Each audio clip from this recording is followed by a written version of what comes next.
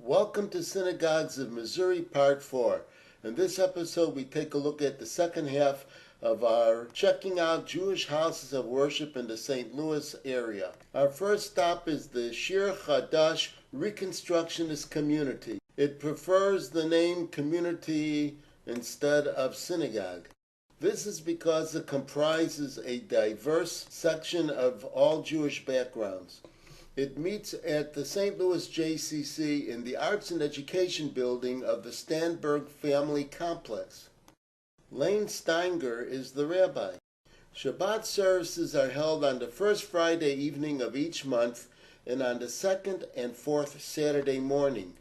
Our next stop goes by a couple of names. It's known as the U City Shul, or the University City, because of its location, as well as the Beis HaMedrash HaGadol Sharei Chesed. It is an Orthodox affiliated synagogue. Services are held every day, both morning and evening.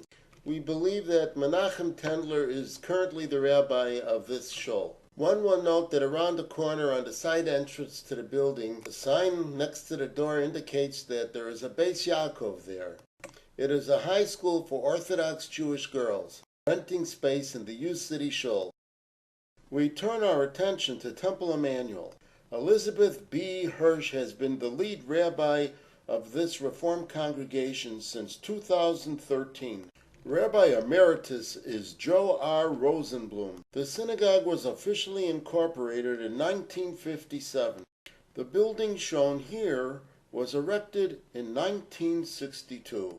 Our next house of worship is the United Hebrew Congregation. It labels itself Traditional Reform, which to me is an oxymoron, as I was under the impression that Reform is a breakaway from tradition. Shabbat services are held both Friday evenings and Saturday mornings. The senior rabbi is Bridget S. Rosenberg.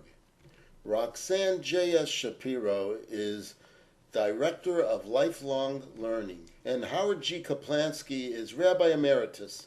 The synagogue started out in 1837 as an Orthodox shul. By 1878 it had switched to the Reform movement, withdrew in 1885, and then rejoined in 1904. The campus shown here was first started in the late 1970s. Its current sanctuary chapel was finished in 1989. And now for something entirely different. This is Young Israel of St. Louis. It is a modern Orthodox shul. Moshe Shulman is its rabbi. Services are held on a daily basis, both morning and evenings.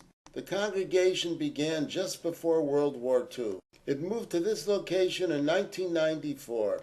The membership roll is about 160 families, and the building is also host and home to the Torah Mitzion Kollel.